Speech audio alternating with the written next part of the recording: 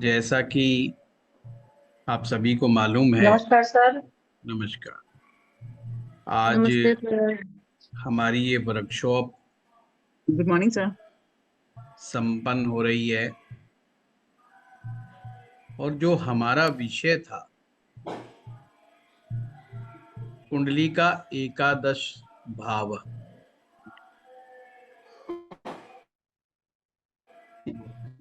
एकादश भाव से क्या क्या चीजें देखी जाती हैं वो तो निश्चित तौर पे आप लोगों को पहले से ही समझाया जा चुका है। आज हम डिस्कस करेंगे 11वें भाव के उन सूत्रों के बारे में जो हो सकता है किसी के मस्तिष्क में वो प्रश्न छूट जाए।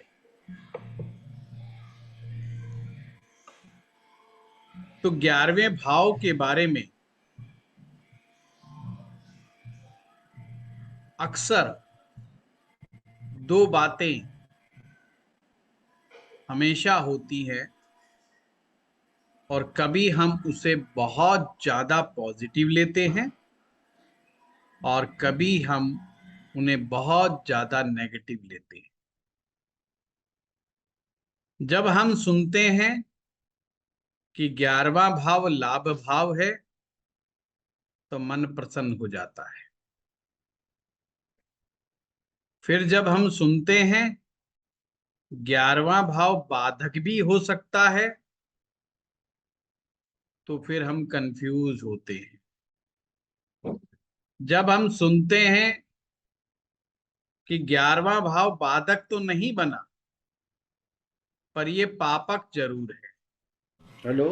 अब टेंशन शुरू हो जाती है बता दी। कि ऐसा क्यों है कि इसमें इतनी बातें क्यों हैं एक साथ। क्योंकि विद्यार्थी तो कंफ्यूज हो जाए कि किस सिचुएशन में वो क्या माने। कभी कभी वो इवेंट देखता है लाइफ के तो बाधक दशाओं में फायदा होता दिखाई देता है।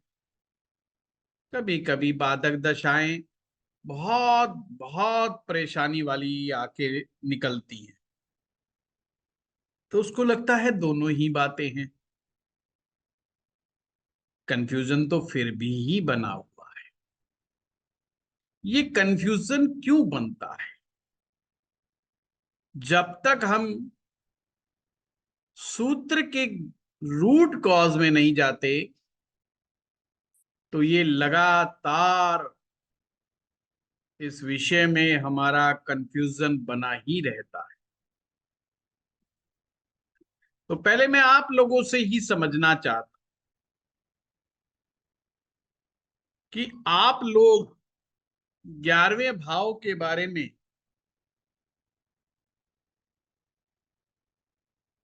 क्या मानते हैं कि 11वां भाव बाधक क्यों है।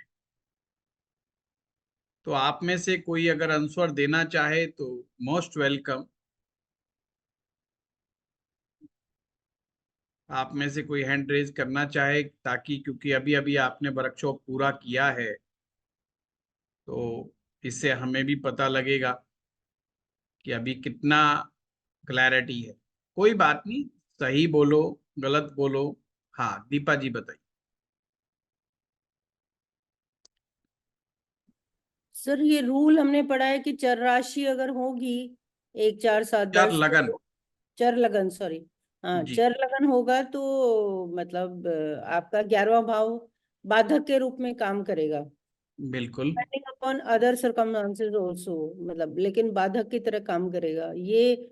और स्थिर होगी तो 9वां भाव करेगा। ये रूल हमने पढ़ा तो इसलिए हम उसी को फॉलो कर लेते हैं। पर उसकी आप गहराई में गए कि मेष लगन वालों के लिए शनि क्यों बाधक है और कर्क लगन के लिए शुक्र क्यों बाधक है, और तुला लगन में सूरज क्यों बाधक है, और मकर लगन के अंदर मंगल क्यों बाधक है, उसका क्या आपको रूट मिला? नहीं नहीं सर, वो नहीं मालूम। वो नहीं मालूम। बहुत अच्छे। और कोई क्वेश्चन किसी का इसके अलावा, ताकि फिर जब हम बात चर्चा करेंगे तो फिर हम सभी को साथ ले लेंगे आपके क्वेश्चंस भी। इससे मुझे ये एक आइडिया हो जाएगा कि मुझे किस टॉपिक को और साथ में कवर करना है। क्वेश्चन तो है ही नहीं फिर आप लोगों के। सर एक एक क्वेश्चन और है। हाँ।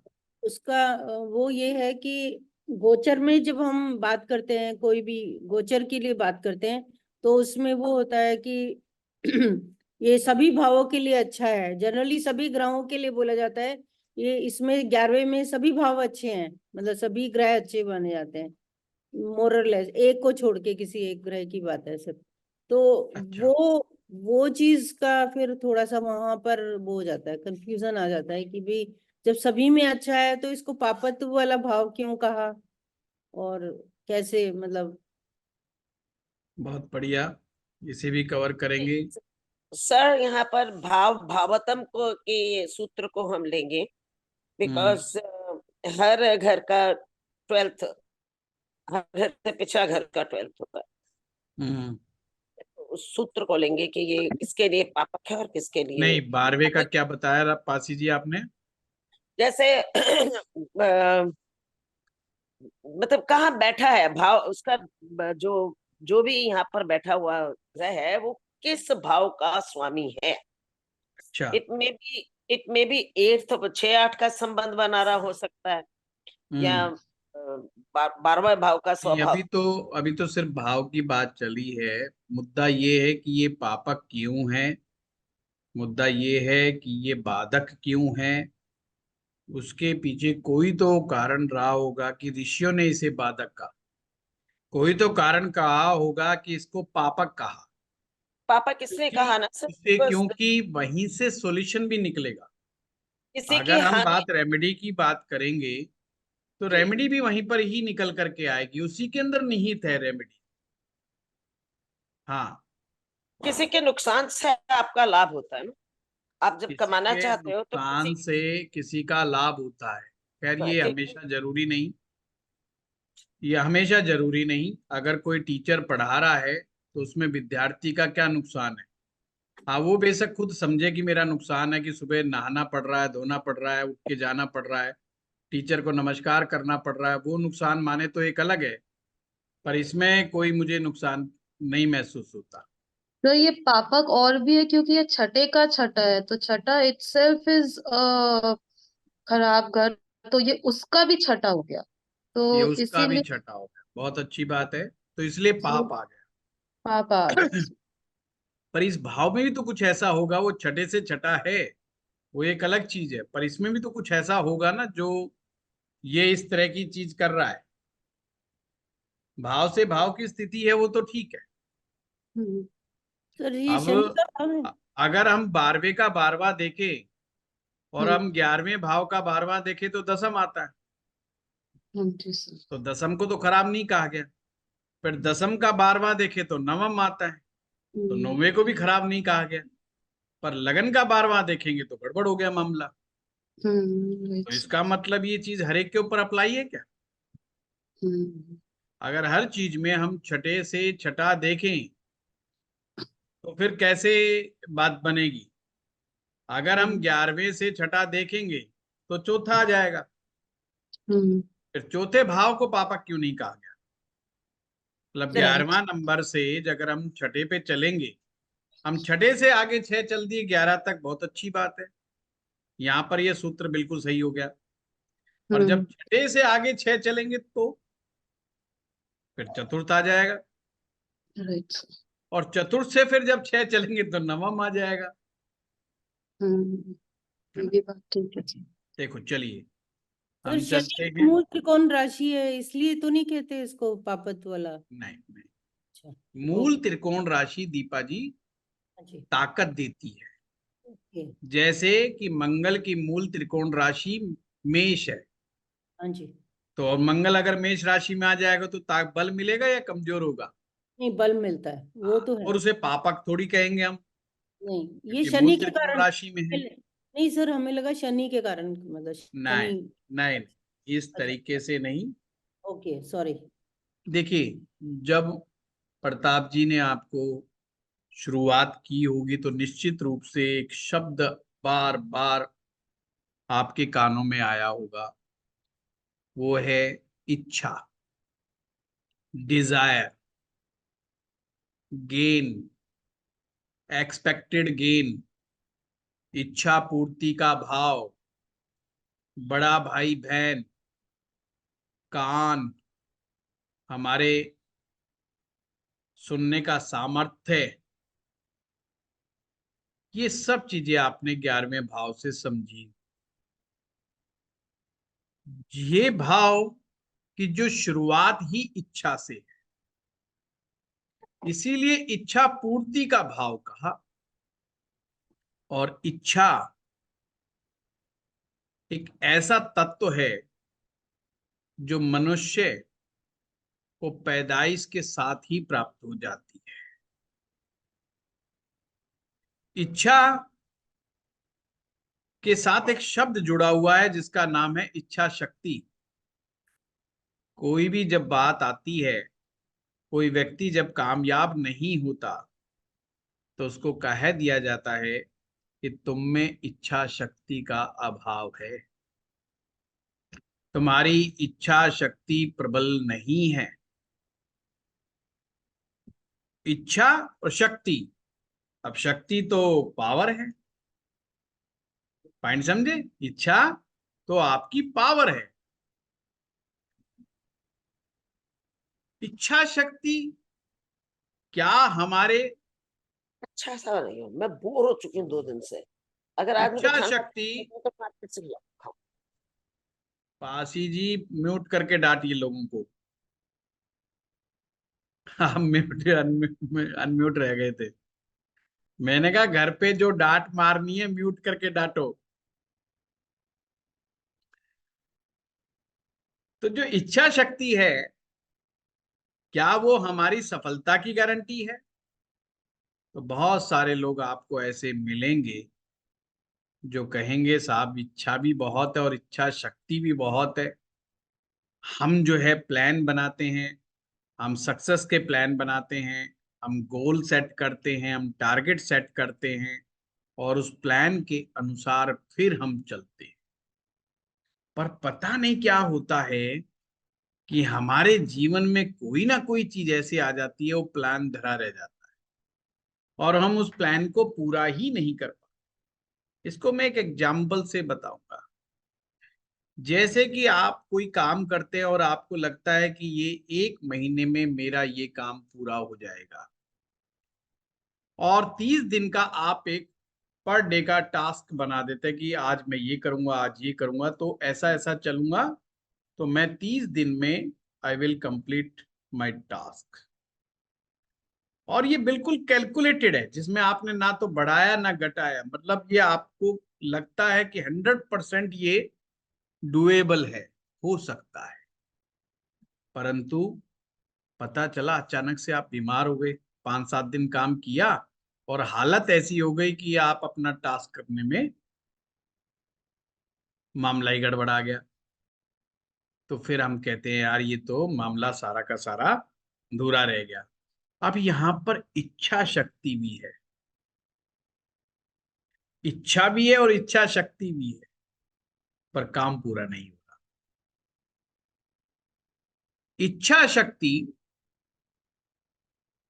से कार्य पूरे नहीं होते, कार्य पूरे करने के लिए संकल्प शक्ति सही। कार्य पूरा करने के लिए संकल्प शक्ति चाहिए, और वो संकल्प शक्ति हमें 11वां भाव बताता है। अब सारी समस्या इस संकल्प शक्ति के साथ ही जुड़ी पड़ी है। मैक्सिमम लोग कहेंगे यार ये बात आपने अच्छी बताई, अगर संकल्प अगर हमने ले लिया और अब हम कहें कि आंधी जाए मी जाए बरसात हो कुछ भी हो, मुझे तो मेरा टारगेट अचीव करना ही करना है, तो मुझे ज्यादा पावर प्राप्त। जैसे एक शिव महापुराण में एक कथा आती है कि एक भक्त, भगवान भोलेनाथ के भक्त जो हैं,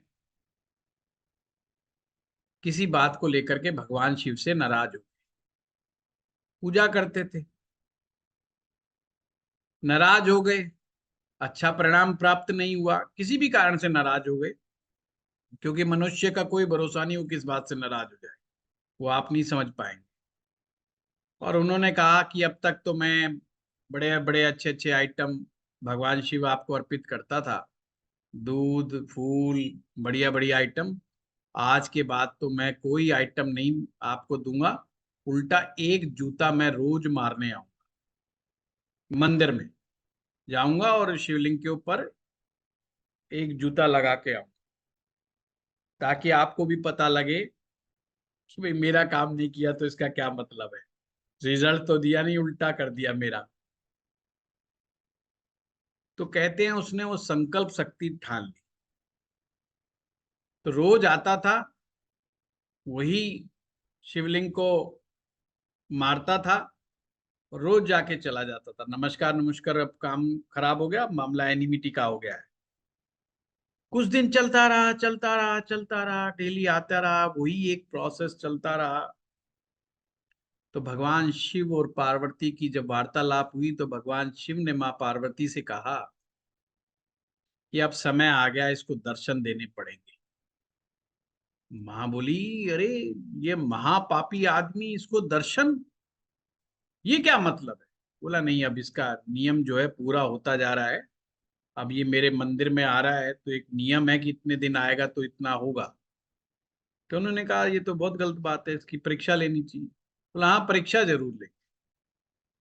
तो एक दिन भगवान शिव ने बहुत ज्यादा बरसात कर दी, आंधी तूफान पैदा कर दी, इवन की मंदिर तक पहुंचने का सारा रास्ता बंद हो गया, पानी से जलमग्न हो गया, और बिजली बड़ी कौंध रही थी। बंदा कहता है देखो कुछ भी हो जाए, मंदिर तो मैं आऊं। भगवान ये तेरी साजिश है, सारी तेरी साजिश है, तू चाहता है कि आज तुझे ना लगे, पर मैं भी पक्का हूं, मानूंगा नहीं। तो कहते वो तैर करके मंदिर तक गया और अंदर जाकर के उसने वही काम किया। पर जैसे इस बार किया तो भगवान शिव प्रकट हो गए और उन्होंने कहा मांगो वरदान मांगो। भगवान शिव कहते हैं मांगो, कुछ तो मांगो। कहते हैं भगवान मैं कंफ्यूज हूं, जब मैं इतने अच्छे अच्छे आइटम चढ़ा रहा था आपको, जब तो आप टस से मस नहीं हुए, मेरा कोई काम नहीं करके दिया आपने, और अब मैं ये उल्टा काम कर रहा हूं तो आप भी खुश होकर के प्रकट ही हो गए। तो मुझे तो इसका रहस्य समझा दो कि ये हुआ क्या है। उल्टा मुझे तो पाप का दंड का मैं भागीदार हूं, पर यहां तो मुझे गिफ्ट दिया जा रहा है। तो भगवान शिव कहते हैं कि ये तेरी संकल्प शक्ति है, तेरी संकल्प शक्ति के कारण मुझे तेरे सामने प्रकट होना पड़ा। अब प्रश्न उठता है कि इसका मतलब तो संकल्प शक्ति ही सर्वोपरि है, पर यहां पर एक सूत्र है, संकल्प शक्ति के साथ ही बाधा जुड़ी हुई है। जैसे ही आप कोई संकल्प करते हैं, उस संकल्प के साथ ही बाधाएं, परेशानियां जुड़ जाती हैं, आपके रास्ते की रुकावटें जुड़ जाती हैं, और वो आपके संकल्प को तोड़ने के लिए पूरा भरसक प्रयास करते हैं। क्योंकि संकल्प आपको अपने डेस्टिनेशन तक पहुंचाने का सबसे ज्यादा सशक्त माध्यम है। पर उसके साथ कुछ शर्तें जुड़ी हुई हैं। एक तो बाधाओं से डरना नहीं, विघ्नों से डरना नहीं, और अपनी यात्रा को निरंतर बनाए रखना। चाहे आंधी आए, चाहे बरसात आए, चाहे कुछ आए, उसको निरंतरता में बनाए रखना और संकल्प को कभी भी नहीं छोड़ना। तो यही 11वां भाव इच्छा पूर्ति का भाव हो जाता है। 11वां भाव इच्छा पूर्ति का भाव होता नहीं है, इसे बनाना पड़ता है संकल्प शक्ति के द्वारा। और जहां पर आप संकल्प लेंगे वहीं पर 11वां भाव आपको मुसीबतों में डालने का काम करेगा, परेशानियों में डालने का काम करेगा। एक होता है संकल्प और एक होता है समर्पण। अगर आप बाधाओं से बचना चाहते हैं, परेशानियों से बचना चाहते हैं, जिन लोगों की कुंडली में भी 11वां भाव बाधक है, तो उन्हें समर्पण का रास्ता अपनाना चाहिए। और समर्पण का जो मार्ग है, वो समर्पण का मार्ग पंचम भाव का मार्ग है। इसीलिए पंचम भाव को भक्ति मार्ग का, और भक्ति मार्ग का सूत्र है कि जो भी कुछ हो तुम ही हो। यानी तुम ही हो को मतलब भगवान से भक्त कहता है जो भी कुछ हो तुम ही हो, जो कर रहे हो तुम ही कर रहे हो, जो मेरे जीवन में हो रहा है अच्छा या बुरा वो सब आपके आशीर्वाद से हो रहा है। मुझे अच्छा भी स्वीकार है और मुझे बुरा भी स्वीकार है। मुझे दोनों ही चीजें स्वीकार्य है। कमाल का कि साइंस है ये। ऋषियों ने कितना महान कार्य किया। समर्पण के अपोजिट ही संकल्प पैदा कर दिया। पंचम में समर्पण तो एकादश के अंदर संकल्प है, और बिल्कुल अपोजिट है। समर्पण का मतलब ही सारे प्रयास छोड़, कोई प्रयास ही नहीं करना, क्योंकि जो भी हो रहा है उसी की मर्जी से हो रहा है। जब उसी की मर्जी से हो रहा है तो हम करने वाले हैं कौन? हम करें भी तो करें क्या करें? अगर एक व्यक्ति कहता है अगर मैं बीमार हूं, मैं रोगों से ग्रस्त हूं, मुझे परेशानियां लंबे समय से रोग चले आ रहे हैं, और वो कहता है जो कर रहा है भगवान कर रहा है, मैं क्या कर सकता?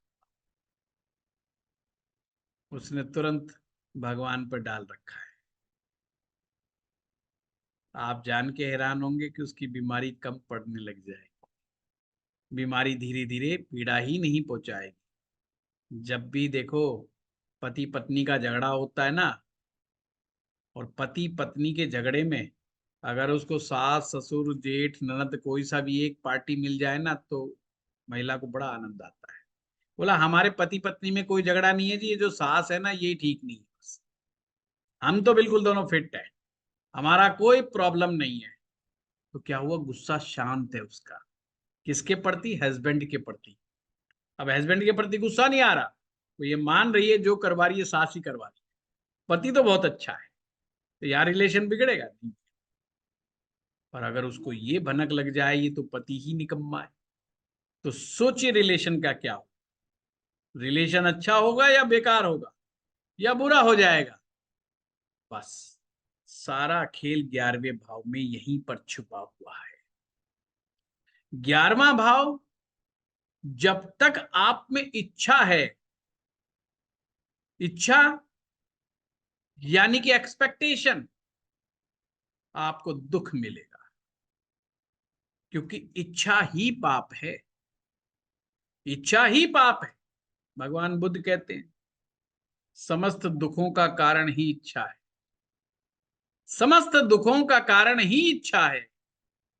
जब भी हम दूसरों से एक्सपेक्टेशन रखते हैं तो वो एक्सपेक्टेशन हमें दुख देती है, दर्द देती है, आज नहीं तो कल देती है।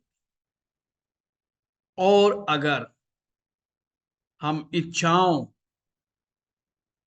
को समझ लें तो 11वां भाव कभी भी जीवन में आपके लिए बाधक नहीं रहेगा।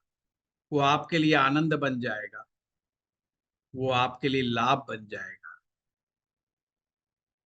एक व्यक्ति साइकिल चला रहा है,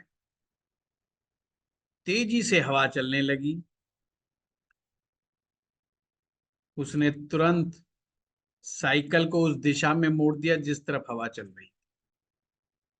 उसे मदद मिलेगी या उसको ऑब्स्टेकल मिलेगी? आप कहेंगे मदद मिलेगी। जिस दिशा में हवा बह रही है वो भी उसी दिशा में साइकिल चला रहा है, अब उसको पीछे से और यानी कि आप उसके सहयोगी बन गए। जब आंधी तूफान आता है तो छोटे छोटे पौधे आंधी तूफानों के सहयोगी बन जाते हैं और बड़े पेड़ अकड़ के खड़े हो जाते हैं। और वो खड़े पेड़ जो अकड़ करके खड़े हैं, आंधी तूफानों में वही गिरते हैं। यही 11वां भाव। जब भी एकादश भाव की दशा चले, अगर हम इस सूत्र को समझ जाएं, संकल्प और समर्पण को समझ जाएं, तो ये दशा हमारे को लाभ दे करके जाएगी। चाहे वो आप चर लगन के हों या किसी अन्य लगन के हों, ये ध्यान रखना। अब हम चर्चा करते हैं कि अगर मेष लगन का व्यक्ति है तो निश्चित रूप से शनि उसके लिए बाधक है, वो भी क्यों ना। मेष लगन यानी कि मंगल, और मंगल को बाधा तो शनि ही पहुंचाता है ना। ये क्यों डिसाइड किया गया? ये उस ग्रह के नेचर को ध्यान में रख करके डिसाइड किया गया। मेष यानी जल्दबाजी, मेष लगन हड़बड़ाहट, हर काम जल्दी में चाहिए, फायर है, अग्नि है। अब वो तो उसी को बाधक समझेगा ना जो उस अग्नि को कमजोर करने का कोशिश करेगा, जो उस फायर को कमजोर करने की कोशिश करेगा। शनि तो धैर्य है, शनि को जल्दी है ही नहीं, वो तो इतना स्लो मूविंग है, इतना स्लो मूविंग है।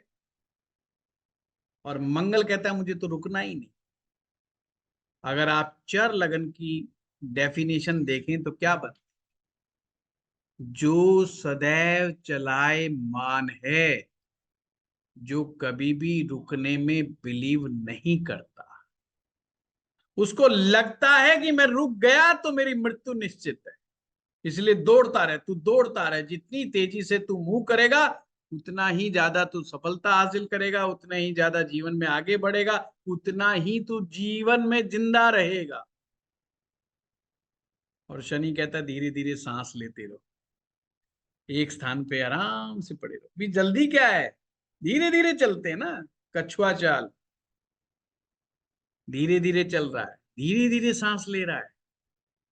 उम्र है 120 साल, 150 साल, सारा श्वासों का विज्ञान अगर आप पढ़ेंगे, जो जितनी जल्दी जल्दी सांस लेगा, है कहते हैं ना सांसों की संख्या तो निश्चित है।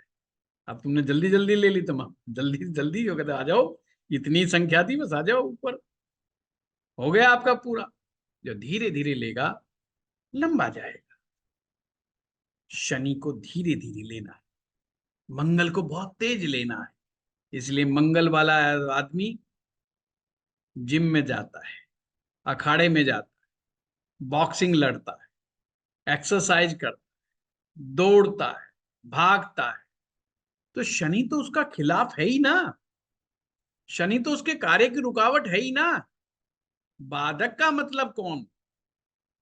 जो ग्रह आपके लगन के कार्यों में बाधा पहुंचाए, जो ग्रह आपके लगन के कार्यों में बाधा पहुंचाए, बाधक। लगन का कार्य यानी कि जो लग्नेश है, वो जैसा चाहता है जीवन को जीना, अगर वो उसके कार्य में बाधक बनेगा, ग्रह वही बाधक है। इसी प्रकार से कर्क लगन, अब जो कर्क लगन है वो उसका स्वामी चंद्रमा है और उसका बाधक ग्रह शुक्र, मामला गड़बड़ा गया। कैसे गड़बड़ा गया? जबकि चंद्रमा भी इमोशंस को बताता है, शुक्र भी इमोशंस को दिखाता है। चंद्रमा और शुक्र में एक बहुत बड़ा अंतर है। चंद्रमा नमकीन पानी है और शुक्र मीठा पानी। चंद्रमा सदैव चंचल है, उसका मन कभी भी एक जगह नहीं टिकता। शुक्र को बहुत क्वालिटी कॉन्शियस है, उसका मन नहीं भटकता। कमाल की बात, शुक्र का मन नहीं भटकता। हमें लगता है शुक्र का मन बहुत भटकता है, नहीं। शुक्र जब पीड़ित होगा, जब कमजोर होगा तो मन भटकेगा। अगर शुक्र जितना ताकतवर होगा, उसका मन नहीं भटकेगा। अगर एक पुरुष जिसका शुक्र अच्छा है, उसने जैसी स्त्री को पसंद कर लिया, वो लगातार उसी स्त्री को पसंद करता रहेगा। 10 साल, 20 साल, 25 साल, 30 साल, मायने नहीं रखता उम्र। चंद्रमा का भरोसा नहीं है। कल ही मिले, 7 दिन तो बहुत बढ़िया, 8वां दिन बोला यार गलती हो गई मुझसे। ये कोई मामला बनता है? ये तो, इसमें तो बहुत दोष है इस स्त्री में। ये तो ऐसे तो बात नहीं बनेगी। चंद्रमा बिल्कुल ऐसा ही है। एक व्यक्ति की शादी हुई, नहीं सॉरी, एक व्यक्ति था जिसने शादी करनी थी, तो लड़की ढूंढने लगा। अब लड़की ढूंढने लगा पर लड़की कोई मिले ना, क्योंकि वो शराब पीता था, सिगरेट भी पीता था, जुआ भी खेलता था। सारे उल्टे सीधे कर्म उसके पास थे, ये समझ लो। अब उसको जब लड़की मिली तो उसने 7 दिन के अंदर अंदर शराब पीना छोड़ दिया। और उसने आके अपने मित्र को बताया कि देखो, बिल्कुल देवी मिली है मुझे, देवी जब से मिली है मेरे जीवन में परिवर्तन आ गया। 7 दिन के अंदर अंदर मैंने शराब छोड़ दी। बहुत बढ़िया। अगले 7 दिन बाद मिला, बोला मैंने जुआ खेलना छोड़ दिया है। साक्षात देवी है, ये तो साक्षात लक्ष्मी का रूप है। फिर 7 दिन बाद मिला, बोला मैंने तो सिगरेट पीना भी छोड़ दिया। फिर 7 दिन के बाद मिला, बोला मैंने फला ऐप भी छोड़ दिया। अरे वाह, गजब। बोला जी साक्षात देवी है, क्या मुझे स्त्री मिली है। ऐसा तो मैंने सोचा ही नहीं था जीवन में कि मुझे इतना परिवर्तन कर देगी। फिर 7 दिन बाद मिला तो उसके मित्र ने कहा भाई अब तो तेरा शादी का विचार बन गया होगा, अब तक तो तू तो बदल गया। बोला नहीं, मैं सोच रहा हूं ये शादी करना ठीक नहीं अभी, क्योंकि अब मुझे ये लगने लगा कि मैं तो सारा बदल ही गया, सारी बुराई तो मेरे अंदर खत्म ही हो गई। अब तो मुझे इससे भी बढ़िया स्त्री मिलेगी। पॉइंट समझ रहे हो? ये है चंद्रमा की तासीर, ये है चंद्रमा के सोचने का तरीका। पर शुक्र ऐसा नहीं सोचता। इसीलिए जब चंद्र के लग्नों में जो शुक्र होता है, वो उसके लिए बाधा का कार्य करता है। शुक्र कहता है एक जगह टिके रहो। हाँ, चूज करने में टाइम लगेगा, उसको सिलेक्शन करने में शुक्र को बहुत टाइम लगता है, क्योंकि वो क्वालिटी और क्वालिटी और क्वालिटी की तरफ ही बढ़ना चाहता है। और वो उसकी इच्छा होती है जब मैं बेस्ट क्वालिटी जो होगी वो ही मैं ढूंढूंगा। जब तक उसको बेस्ट क्वालिटी नहीं मिल जाती, उसको सेटिस्फेक्शन नहीं मिलता है। चंद्रमा में जल्दबाजी है, शुक्र में जल्दबाजी इतनी नहीं है कंपैरेटिवली मून के। चंद्र कहता है मूड बना अभी हो जाना चाहिए, जो भी होना अभी होना चाहिए, इसी समय होना चाहिए। अगर उसका मन कर रहा है कॉफी पीने का चंद्रमा का, तो कहेगा जैसी है ले आओ, बस कॉफी होनी चाहिए। मायने नहीं रखता ये ढाबे पे मिल रही है कि रेस्टोरेंट पे मिल रही है कि घर में मिल रही है। पर शुक्र कहेगा इस मेरे शहर में सबसे बेस्ट कॉफी कौन बनाता है, अगर वो मिलेगी तो मैं पीऊंगा, तो नहीं तो मैं नहीं पीने वाला। अरे इसने तो हाथ नहीं धोए, ये तो रेडी पे खड़ा होकर के जो बना रहा है कॉफी, मैं नहीं पीऊंगा, शुक्र नहीं पिएगा। तो चंद्रमा के लिए बाधक कौन हुआ? शुक्र हुआ। चंद्रमा ने मन से कहा ये काम होना चाहिए, शुक्र ने कहा ऐसे कैसे, जब तक ये बेस्ट नहीं होगा तो मैं तो करूंगा ही नहीं। इसलिए जब भी लगन की जो चाहता है और जो भी ग्रह उसके कार्यों को रोकता है, उसके कार्यों में बाधा पहुंचाने का कार्य करता है, वही ग्रह उसका बाधक ग्रह कहलाता है। इसलिए कर्क लगन वालों के जीवन में, चाहे वो स्त्री हो या पुरुष हो, क्योंकि शुक्र उनका रिलेशनशिप का ग्रह है, उनका मैरिज का ग्रह है, उनके स्पाउस का ग्रह है, और बेचारा जीवन साथी कब तक काम करेगा उसके अनुसार। होगा ना झगड़ा। अक्सर लोग कह देते हैं अरे कर्क लगन वाला व्यक्ति है तो इसकी अपनी वाइफ से या इसके अपने हस्बैंड से नहीं बनेगी। क्यों नहीं बनेगी? इसका आंसर बाधक में छिपा हुआ है। क्योंकि हर समय तो पत्नी आपकी हर सारी बात नहीं मानेगी, या आपका हस्बैंड आपकी हर बात तो नहीं मान सकता, तो झगड़ा होगा ही होगा। उसका तो मूड चेंज। चंद्रमा को तो जो चीज अभी चाहिए वो चाहिए चाहिए, अब उसको कोई मायने ही नहीं रखता उसके लिए और कोई चीज। इसलिए चंद्रमा की चंचलता, चंद्रमा की जल्दबाजी, चंद्रमा का बहुत जल्दी जल्दी मूव होना, सबसे फास्टेस्ट मूवेस्ट प्लेनेट होने की वजह से इसका विचार शुक्र के साथ मैच नहीं कर, मैच करता हुआ प्रतीत होता है पर मिलता नहीं। क्योंकि शुक्र भी कहेगा नाच गाना हो रहा है, वाह मजा आ रहा है, चंद्रमा ही कहेगा मजा आ रहा है। बस चंद्रमा के साथ एक ही दिक्कत है, बोला चेंज करो, अभी कव्वाली चल रही थी अभी ठुमरी बजाओ, अभी ठुमरी चल रही थी अभी रैप सॉन्ग कर दो, थोड़ा थोड़ा चेंज चाहिए। एक ही तरह का सॉन्ग मेरे बस की बात नहीं है भाई, मैं 10 दिन तक एक ही सॉन्ग सुनता रहूं, वो उसके बस की बात नहीं है। पर शुक्र को जिस सिंगर का गाना पसंद होगा वो उसी के पता नहीं कितने लंबे समय तक सुन सकता है। ये अंतर है इन ग्रहों के अंदर, ये चीज यहां पर समाई। इसी तरह से आप हर लगन के साथ बाधक ग्रह को समझ पाओ। अब जो बाधा है, उस बाधा के रिमूवल के लिए हम लोग बड़े फटाफट, हमें भी जल्दबाजी कि जीवन में कोई बाधा तो होनी ही नहीं चाहिए, कैसे हो गई? प्रश्न उठता है। आप चाहे चर लगन के हो, बाधक की दशा तो आएगी। जब बाधक की दशा आएगी तो क्या करना चाहिए? क्या मेष लगन वालों को शनि का उपाय करना चाहिए, या कर्क वालों को शुक्र का उपाय करना चाहिए, या मकर लगन वालों को मंगल का उपाय करना चाहिए, या तुला लगन वालों को सूरज का उपाय करना चाहिए? बड़ा कंफ्यूजन है।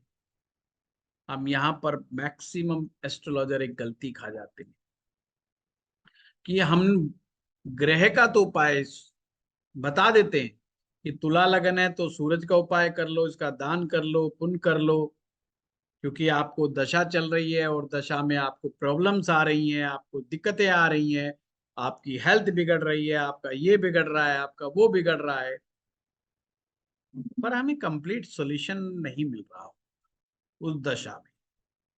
फिर हमें लगता है बाधक तो अपना परिणाम पूरा ही दिखा के मानेगा, ऐसे नहीं मानने वाला।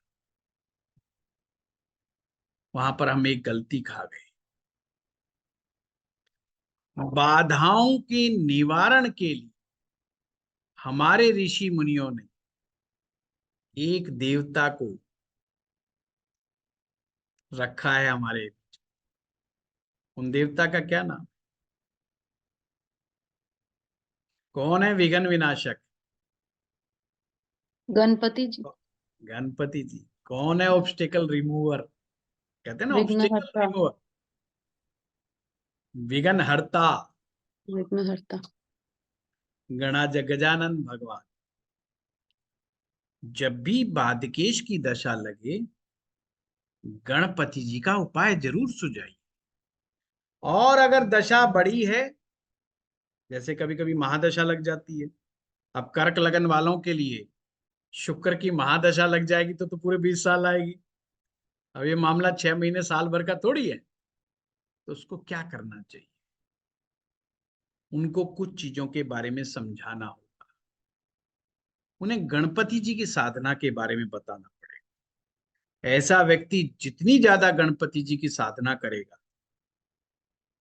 उतना ही बेटरमेंट उसकी लाइफ में हो, और शुक्र उसको परेशान नहीं करेगा। अगर उसकी यंग उम्र है या एक उम्र वाला व्यक्ति है, उन्हें ये समझाना पड़ेगा शुक्र आपके लिए बाधक है। जब शुक्र बाधक है तो हमने शुक्र को परेशान नहीं करना, शुक्र को तंग नहीं करना, शुक्र के प्रति समर्पण रखना है, संकल्प नहीं रखना, समर्पण रखना है। ये समर्पण क्या है? ये समर्पण यही है कि जो कुछ हो तुम हो। अगर एक पुरुष जिसका कर्क लगन बाधकेश की दशा चल रही है, शुक्र की दशा चल रही है, उन्हें कहें स्त्रियों का सम्मान करना है, स्त्रियों की सेवा करनी है, उनको गलत भावनाओं से नहीं देखना है, उन पर किसी भी प्रकार का अत्याचार नहीं करना है। क्योंकि ध्यान रखना, जब भी ग्रह, कोई भी ग्रह जब आपके जीवन में बाधक बनता है, वही ग्रह ऐसा है जिसका पूर्व जन्म में आपने उनको भी बाधा पहुंचाई थी। ध्यान रखना, तुला लगन वालों के लिए सूरज बाधक, यानी या तो गवर्नमेंट या आपका बॉस या आपके पिताजी, तीन में से कोई बाधक बनेगा और आपकी हेल्थ बिगाड़ सकती है। कि सूरज आपका ओवरऑल हेल्थ का प्रोटेक्टर है। अगर मंगल बाधकेश है तो आपका भाई, आपका मित्र, आपका कोई सहयोगी आपके जीवन में बाधक बनेगा। कोई मुकदमा, कोई शत्रु आपके जीवन का बाधक बनेगा। कोई एक्सीडेंट, कोई शरीर का टूटना फूटना उस दशा में बाधक बनेगा। इसी प्रकार से अगर शुक्र बाधक है तो कोई स्त्री आपके जीवन में बाधक बन सकती है। वो स्त्री आपकी बहन भी हो सकती है, वो माँ भी हो सकती है, वो आपके प्रेमिका भी हो सकती है, वो आपकी पत्नी भी हो सकती है। संबंध है, खास करके ध्यान रखना, प्रेमिका या पत्नी का। क्योंकि अगर शुक्र आपके जीवन में बाधक बन के आया है तो पिछले जन्म में आपने भी उनको बाधा पहुंचाई, आपने भी उनको बहुत ज्यादा तंग किया था, तो निश्चित रूप से वो आपको तंग करेंगी। पर आपने समर्पण भाव रखना, ये नहीं कि अच्छा इसको मैं सबक सिखाऊं, आई विल फाइट, फाइट के मोड में नहीं जाना। अगर जितना फाइट के मोड में जाओगे, ये आपका बाधक भाव उतना ही जबरदस्त एक्टिवेट होगा। फिर जो आप सूत्र बताते हो ना, छठे का छठा, फिर वो छठे का छठा ही बन जाएगा, तन्नई तन्नो दंड हरा हो जाएगा फिर है। तो फिर वो काम नहीं करना। यह है बचने का सूत्र। इसी प्रकार से सूरज हो गया, मंगल हो गया, शनि, जिनका शनि बाधक है, उनके लिए कोई भी गरीब आदमी, कोई भी आपके नीचे काम करने वाला व्यक्ति, वो बाधक बनेगा। तो ये ध्यान रखना, कोई भी ग्रह मारक है, कोई भी ग्रह बाधक है, क्योंकि जो लगन आपको मिला है ना, वो आपके पूर्व जन्म के कर्मों के कारण ही मिला है। ऐसे ही किसी को कर्क लगन नहीं दे दिया, ऐसे ही किसी को मेष लगन नहीं पकड़ा दिया गया कि जो मर्जी गाड़ी का नंबर उठा लो अपनी मर्जी से सिलेक्ट, और ज्यादा पसंद आ रहा है तो पेमेंट दो और ज्यादा बढ़िया उठा लो। ऐसा नहीं है। आपके कर्मों का जो रिकॉर्ड है, आपके कर्मों का जो गणित है, उसी के अनुसार आपको ये सब प्राप्त हुआ है। तो बड़ा नजर रखना है कि हमारा बाधक कौन सा है। अब वो लोग क्या करें जिनका बाधक भी नहीं है, क्योंकि स्थिर लगन वाले, द्विस्वभाव लगन वाले के लिए तो 11वां भाव बाधक नहीं है। उनके लिए तो किसी के लिए 7वां भाव बाधक है, किसी के लिए 9वां भाव बाधक है। तो जो बाधक का जब आप कंसेप्ट करेंगे तो वहां पे 9वां भाव उसके लिए प्रॉब्लम पैदा करेगा, 7वां भाव उसके लिए बाधा पैदा। तो उस पर बड़ा नजर निगाह रखनी पड़ेगी। पर बात तो चल रही है 11वें भाव। 11वें भाव में क्या होगा जिनका ये ग्रह बाधक नहीं है? उन लोगों को ऐसा क्या करना चाहिए, क्या नहीं करना चाहिए? जिन लोगों के कुंडली में 11वां भाव बाधक नहीं है, उन्हें शनि ग्रह की फिलॉसफी को मानना चाहिए।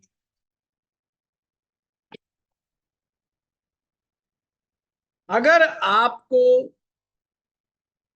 अपना उचित लाभ प्राप्त करना है जीवन में, क्योंकि मनुष्य का ये स्वभाव है कि अगर वो कर्म करेगा तो परिणाम की इच्छा तो रखेगा ही रखेगा। बेशक भगवान कृष्ण ने गीता में कहा है कि कर्म करो, फल की इच्छा मत करो, पर फल की इच्छा तो मनुष्य का स्वभाव है, तो इसे हम बदल नहीं सकते। तो हम क्लाइंट को भी कैसे कह सकते हैं कि भी इच्छा मत करो, वो तो मेरा भी स्वभाव है, वो आपका भी स्वभाव है। जो आदमी मेहनत करेगा उसको स्वभाव है कि वो चाहता है कि अब उसका रिजल्ट प्राप्त हो जाए। लड़ाई फल प्राप्ति पर नहीं है, लड़ाई इस बात पे है कि कम मिला के ज्यादा।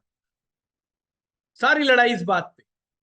जैसे लोग हमारे पास आते हैं कि साहब सैलरी तो बढ़ाई कंपनी ने, पर उतनी नहीं बढ़ाई जितना मैं चाह रहा था, इसलिए आई वांट चेंज, मैं बदलना चाहता। तो यहाँ लड़ाई बढ़ाने बढ़ोने की नहीं हो रही है, यहाँ तो हो रही है कम या ज्यादा की। तो अगर आप भी चाहते हैं आपका एक्सपेक्टेड गेन सही ढंग से कार्य करने लगे, तो आपने हर लगन के लिए, हर लगन का मतलब इसमें 4 लगन निकाल देना, स्थिर लगन और दीर्घ स्वभाव लगन वालों के लिए मैं बता रहा हूं, उन्हें शनि ग्रह की फिलॉसफी को फॉलो करना चाहिए। शनि ग्रह की फिलॉसफी क्या है? सिर्फ और सिर्फ कर्म पर फोकस करना, only and only focus on your कर्म। वो ध्यान ही नहीं दे रहा कि मुझे फायदा होगा कि नुकसान, कंसिस्टेंसी के साथ वो वर्क किए जा रहा है, किए जा रहा है, किए जा रहा है, किए जा रहा है, और वो कमाल हो जाएगा उसकी जिंदगी में। जब वो देखेगा, जब उसको परिणाम आएंगे ना, वो कहेगा यार इतना तो सोचा भी नहीं था, इतना अच्छा परिणाम तो मैंने सोचा भी नहीं था, जितना अच्छा हो जाएगा। जैसे एक आदमी उम्मीद करता है कि मैं ये काम करूंगा तो मुझे 50,000 रुपये महीना कमाने लग जाऊंगा, और मैं ये काम को 6 महीना 9 महीना करूंगा ही करूंगा। जब वो पता चला 9 महीने के बाद पता चला यहाँ तो 2 लाख रुपए आ रहा है, अरे बाप रे, मैंने तो 50 मांगा था, तो 2 दे रहा है। इस तरह के रिजल्ट उन लोगों के जीवन में आ जाते हैं जो शनि ग्रह की फिलॉसफी को लेकर के चलते हैं। तो आप शनि की फिलॉसफी, आप लोगों ने एस्ट्रो पाठशाला में बहुत क्लासेस ली हैं, आप पढ़े हैं, तो मुझे उसके बारे में विस्तार से चर्चा करने की आवश्यकता नहीं है। अब आपका कोई और प्रश्न हो तो मुझे बताएं। हेलो। हाँ जी, नमस्कार गुरुजी। नमस्कार। हाँ, जैसे आपने कर्क लग्न में बताया ना कि भाग्येश हो गया शुक्र, जी, तो महादशा में तो हम समझ गए कि भाई जैसे अगर किसी को महादशा उसकी लग गई तो आप गणेश जी की उपासना कर लो। पर कई अंतरदशा में बार भी, क्या कई अंतरदशा में भी यही रहेगा। अच्छा, क्योंकि अगर इसमें आप ये देखिए, कर्क लगन में अगर 11th house Lord 6th house में बैठ जाता है कहीं बैठ जाओ, तो ऋण रोग शत्रु का घर एक्टिवेट हो गया अंतरदशा में। सोनी जी कहीं बैठ जाओ, अच्छा। छठे में क्या, आप 5वें में बिठा लो, 7वें में बिठा लो, कहीं बैठ जाओ। अच्छा, बाधक का मतलब ही है बाधा का। तो उस टाइम पे गणेश जी की उपासना में मतलब क्या करे, दुर्वा हाँ, चढ़ाए? गणपति जी की उपासना करो। अच्छा, नहीं जैसे अभी सर्दी का मौसम है, दुर्वा तो मिलती नहीं है, तो लड्डू सोनी चढ़ाए? जी मैंने तो दुर्वा का नाम ही नहीं लिया, मैंने हाँ कब जी। कहा कि दुर्वा चढ़ाओ? मैंने कहा गणपति जी की उपासना करो। अच्छा, उपासना में मतलब जैसे क्या करें? अब वो तो अलग विषय है, उसके लिए तो फिर कभी क्लास लेंगे। आवाज नहीं आ रही आपकी। हाँ, मैंने कहा सोनी जी फिर उसके लिए तो दोबारा कोई क्लास लेंगे, अभी आप लेट आए और शायद इस वर्कशॉप में आप शायद थे नहीं शामिल। हाँ। सर कल बाद हाँ कन्या और लगन कोई, के लिए कौन से बाधक होंगे? हाँ कन्या लगन में कन्या लगन का बाधक ग्रह कौन सा होगा सर? सप्तम भाव, सप्तम भाव, थैंक सप्तमे। You sir. हाँ जी सर, सप्तम भाव में जो बैठा हुआ ग्रह वो? नहीं जी, सप्तम भाव का स्वामी। और किसी का कोई प्रश्न? कल्याण। ठीक है प्रताप जी, और कोई बात है तो बताइए। सर मेरा ये एक प्रश्न क्वेश्चन तो, है लीना। प्रश्न तो सबके हो गए। सर सर आपका वैदिक वाला लीना कोर्स जी, कब हो रहा है लीना स्टार्ट? जी वीडियो ऑफ करके मत बैठा करो, ऑन नहीं करा सर, करो। कर लिया ऑन। एक्चुअल सर मेरा आप इधर उधर घूमता है ना, तो वो थोड़ा सा ऑकवर्ड लग रहा होता है, इसलिए। ना कोई बात मेरा नहीं, प्रश्न घूमने ये, दो। सर आपका अगला कोर्स कब शुरू हो रहा है वैदिक वाला? माया जी, मेरा तो 15 मार्च से शुरू होगा, पर ये केवल उन्हीं लोगों के लिए होगा जिनको ज्योतिष में अच्छी पकड़ है, क्योंकि मैं डिविजनल चार्ट्स का कोर्स लेकर के आ रहा हूँ। हाँ, प्रताप जी का एक बहुत ही प्यारा कोर्स शुरू होने जा रहा है जो सभी के लिए है, फलित करना सीखें। अगर अभी आपकी पकड़ नहीं बनी है तो आप फलित करना सीखें वाले कोर्स में आइएगा। प्रताप जी का शुरू होने जा रहा है 10 तारीख को, जो है उसके अंदर शुरुआत है। 10 है? हाँ 10 को शुरुआत हो रही है प्रताप जी के कोर्स की, और बहुत कम उसमें शुरू होने जा रहा है प्रताप जी का, और बहुत ही विस्तृत रूप से व्याख्या करते हैं प्रताप जी। तो मेरा मानना है कि अभी आप उस पर पकड़ बनाइए, और अगर आपने अच्छे लेवल का ज्योतिष सीखा हुआ तो ही आप एडवांस मेरे वाले जो डिविजनल चार्ट्स में आइएगा, क्योंकि नहीं तो देखिए ऐसा है कि वो बड़ा फिलोसफिकल सा सब्जेक्ट है, और यूट्यूब में ही लोग लिख देते हैं कि ये साहब पता नहीं सर कहाँ से। आप इतना अच्छा पढ़ा सर आप इतना अच्छी तरह पढ़ाते हैं, समझ में आ जाएगा मुझे। देख लेना, टेक्निकल है माया जी, कहीं बात है ना। कोई बात नहीं सर, आपका आशीर्वाद मैं चाहिए सर, उसमें आपका आशीर्वाद चाहिए। टेक्निकल भी है वो, है ना। चलिए, सर आपका आशीर्वाद चाहिए बस। हाँ लीना जी बताइए। सर मैं ये पूछ रही थी आपसे कि जैसे हमारी ये 11th हाउस होता है, अब ये चर लगन के लिए बाधक होता है, तो बाधक ग्रह भी किसी दशा अंतरदशा में बेनिफिट देते हैं जातक को, या नहीं दे पाते, सिर्फ वो प्रॉब्लम क्रिएट करते हैं? बिल्कुल मैंने नहीं कहा कि वो प्रॉब्लम क्रिएट करते, प्रॉब्लम तो इंसान खुद क्रिएट करता है। जी, अभी इच्छाएं क्रिएट करती हैं। समर्पण का और संकल्प का सूत्र बताया। जी अगर आप बादकेश की दशा में संकल्प बांध के बैठ गए तो वो क्या करेगा, वो आपके संकल्प को तोड़ेगा, जी बार बार तोड़ेगा। इसलिए जी मैंने एग्जाम्पल बताया। अगर आप टारगेट बना के बैठ गए कि इस महीने ये करूंगा, इस महीने ये करूंगा, वो खराब होना ही होना। जी तो प्लानिंग बनाने का कोई मतलब बनता ही नहीं है। जी तो आपको उस समय समर्पण का रास्ता अपनाना पड़े, तो बाधक दशा का असर कम हो जाए जी ऑटोमेटिक, और वो जी बेनिफिट देने लग जाएगा। क्योंकि समर्पण में इच्छा खत्म हो जाती है।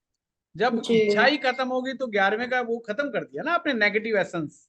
हाँ 11वें के अंदर जो नेगेटिविटी है वो सिर्फ इच्छा है, जी दूसरी कोई चीज नेगेटिव नहीं है उसके अंदर, सिर्फ इच्छा। हाँ जब आपने जी इच्छा को प्रभु के ऊपर छोड़ दिया कि भाई जी भगवान चाहेगा तो कर देगा, नहीं चाहेगा तो नहीं कर, जी आप रोज रोज उठ के उम्मीद करोगे ही नहीं कि भाई भगवान ने किया नहीं, भगवान ने किया नहीं, क्योंकि अब आपने इच्छा तो छोड़ दी उनके भरोसे। हो गया तो जी ठीक, नहीं हो गया तो ठीक। तो आपको जी टेंशन भी नहीं होगी, आपको स्ट्रेस भी नहीं होगा। हाँ जब हम बहुत उम्मीद करते हैं, एक्सपेक्टेशन रखते हैं, तो जी ही हमें तकलीफ होती है। जी पॉइंट समझ। तो दशा में ध्यान रखना है कि हमें संकल्प बुरा नहीं है, कहीं इसको ये मत समझ जाना कि संकल्प गलत होता है, संकल्प शक्ति गलत होती है। ये सिर्फ जी मैंने भाग्येश की दशा के मतलब रेफरेंस में बताया। उस दशा में संकल्प आप बहुत माइंड सेट अच्छी, हाँ रखो। संकल्प बहुत अच्छी चीज है।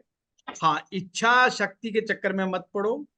जी इच्छा हर मनुष्य करता है, सोफे पे बैठे बैठे 100 200 500 करोड़ 1000 करोड़ हर आदमी कमा लेता है। कभी जी कभी आदमी राष्ट्रपति भी बन जाता है, कभी कभी प्रधानमंत्री भी बन जाता है। मैं भी कभी जी कभी मुख्यमंत्री बन जाता हूँ रात के समय।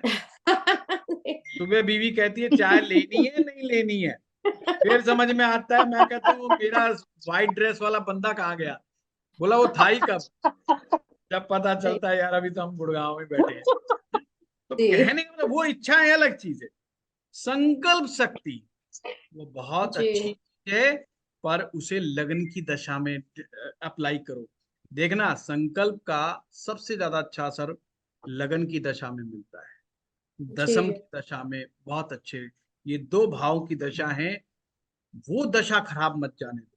किसी की लग्नेश की दशा लगे, किसी की दशमेश लगे, संकल्प बांध के बैठ जाओ। वही वाला संकल्प जो भक्त ने भगवान शिव के साथ बांध दिया था। फिर बहाने जी मत बनाओ कि बरसात आ रही थी, आंख नहीं खुली, मेरा फलाना नहीं खुला। और एक चीज ध्यान रखना, जी जो लोग बहाने मारते हैं, हम्म 11वां भाव उनका एक्टिवेट नहीं होता है। जी 11वां का मतलब ही लाभ है, तो उनको जिंदगी में लाभ भी नहीं मिलता, वो जिंदगी में राइज नहीं कर पाते, बहुत ऊंचे नहीं उठ पाते हैं। तो बिना जी संकल्प के राइज करना भी बहुत मुश्किल है, ये भी मैं बता दूं। ये सिर्फ उस जी दशा के लिए, भगवान का नाम जपो और कुछ नहीं। जब भी अब बाधकेश की दशा है, गजानन जी भगवान को कहो जो सर करो। वो सर 7th हाउस का तो शुक्र हुआ ना 7th हाउस का किसमें? सर, बालक में। कन्या लगन के लिए पूछ रहे हो या वैसे पूछ रहे हो? हाँ, नहीं सर, कन्या लगन के लिए। हाँ, गुरु हुआ बाधकेश। सर एक प्रश्न सिर्फ पूछना था। हाँ बताइए। अच्छा, पंचम हाउस को मंत्र पद भी कहते हैं। तो अगर हाँ, किसी का पंचम एक्टिवेट हुआ हुआ है, मतलब उसकी दशा चल रही है, तो पंचम तो आशुची सबका ही एक्टिवेट रहता है। हाँ जी, नहीं सर, अगर उसकी दशा चल रही है तो उस समय मंत्र के थ्रू किसी चीज में जाने से ज्यादा फल मिलेगा, ऐसा कुछ है ये क्या तो सर? है ही है, ये तो है ही है। मंत्र अच्छा, है क्या? रिपीटिशंस ऑफ स्पेसिफिक वर्ड्स, तो वाइब्रेशन क्रिएट करते हैं। जो राइट, आपको अपने पैशन की तरफ लेके जाते राइट सर, राइट सर, हैं। Internal passion connected with your 5th house. Right sir. आपके दिल की पुकार क्या है? कौन सा पैशन है जो आपके दिल को अट्रैक्ट करता है? हम्म वो पंचम भाव शो करता है। राइट। पंचम भाव उस बात को दिखाता है कि भगवान ने आपको कौन सी प्रतिभा नेचुरल रूप से दी है, जिसको करने के बाद आपको लगता ही नहीं कि भाई आपने मेहनत की। पॉइंट समझे? हाँ जी सर। मैं क्लास पढ़ाता हूं तो मुझे लगता है कि मैंने मेहनत नहीं करी, पर मैं कंसल्टेशन देता हूं तो मुझे लगता है बहुत मेहनत कर ली,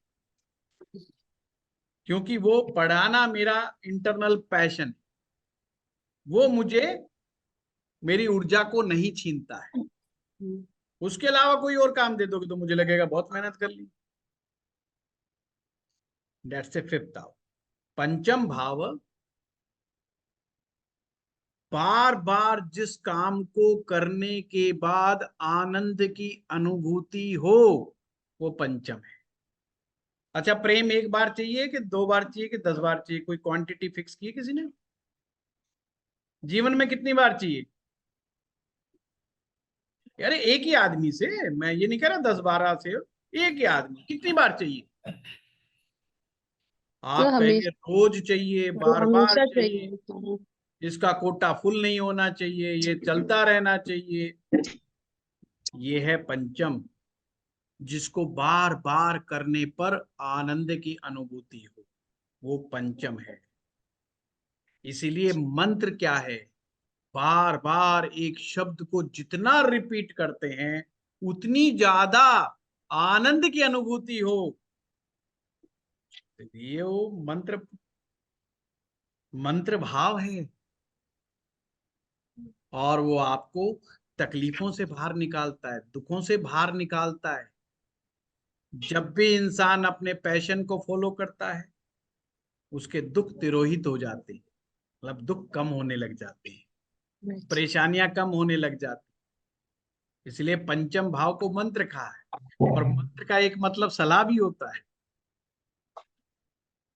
इसीलिए उसको शिष्य का भाव कहा गया है। वो शिष्य का भाव है, वो शिष्य के बैठने का स्थान है, है? सोचता ही है कि शिष्य सप्तम में जाके बैठ जाता है, समसप्तक होना चाहता है, आमने सामने वाद विवाद करो, मेरे सवालों का जवाब दो, है ना? अभी जो ऑनलाइन जो चलता है ना, इसमें शिष्य उठ के पंचम से कूद मारता है और सप्तम में आ जाता है। कहता है गुरुजी आप पहले में बैठे हो, हम सप्तम में बैठे हैं, आ जाओ वार्तालाप करते हैं, आपका ज्ञान बढ़िया कि मेरा ज्ञान बढ़िया, इतना तो हम सीख के आए हुए हैं। अब वो ये भूल जाता है कि ये पहले भी गुरुजी से ही सीख के आया था, पर वो अब उसका खुद का ज्ञान हो गया। अब वो भूल गया कि अब वो नहीं कहता ये गुरुजी का ज्ञान है दिया हुआ, कहता है जो मैंने ले लिया वो तो मेरा हो गया, ये गुरुजी का थोड़ी रहा। पंचम भाव में बैठा हुआ शिष्य हमेशा वैसा ही होता है जैसे एक भक्त जब मंत्र की चैंटिंग करता है तो जो उसको अनुभव होता है वो एक ही चीज मांगता है कि भगवान भक्ति दिए जा। और वो कुछ और मांग ही नहीं रहा, वो मांगना ही भूल गया। वो क्या चाहिए, बोला भगवान बस ऐसे ही प्रभु चरणों में रख और भक्ति दे, मैं साधना करूं और साधना करूं, बस मैं साधना मेरी निरंतर जारी रहे। आप देखिए कभी किसी जप करने वाले व्यक्ति एक समय पर आकर की उसकी प्रार्थनाएं बदल जाती, और उसकी प्रार्थना में यही होता है कि प्रभु भक्ति दे, मेरी साधना निरंतर जारी रखे, इसमें विघ्न मत पैदा करिएगा, बाकी सब सुलट लूंगा, जप में मत मेरा विघ्न आएगा, बस जप में विघ्न मुझे कंट्रोल मुझसे बर्दाश्त नहीं होगा, बाकी सब सुलट ले। तो ऐसे ही जब पंचम भाव में शिष्य बैठता है तो गुरु से एक ही बात कहता है, सिर्फ और सिर्फ ज्ञान दिए जा गुरुजी, मुझे नहीं पता मेरा क्या है और तेरा क्या है, जो कुछ है वो तेरा ही तेरा है, मेरा तो कुछ है ही नहीं। मुझे तो लगता है मैं पहले भी खोखला था, आज भी खोखला। जब मैं ज्ञान प्राप्त करता हूं उस समय लगता है आनंद की अनुभूति हो। इस भाव के साथ जब हम ज्योतिष सीखें, कोई भी विद्या सीखें, तो फिर आनंद की अनुभूति। चलिए, thank you so much sir. Okay जी प्रणाम सर। प्रणाम प्रणाम। आप सभी का बहुत बहुत धन्यवाद। प्रताप जी का बहुत अच्छा कोर्स आ रहा है, फलित करना सीखें। जो भी नए लोग हैं आप उन लोगों को बताइए, आप लोग तो पुराने हैं, जिन्होंने सीखना हो वो हमारे फलित करना सीखें वाले कोर्स को तुरंत ज्वाइन करें।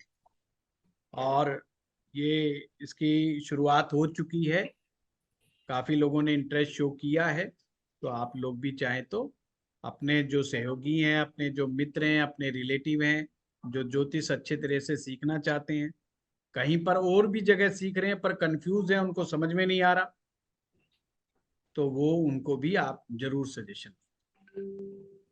ठीक है, धन्यवाद। ठीक है, धन्यवाद जी। प्रणाम Thank you. प्रणाम। प्रणाम। नमस्कार सर। थैंक यू जी। नमस्कार। Thank you sir. नमस्कार सर।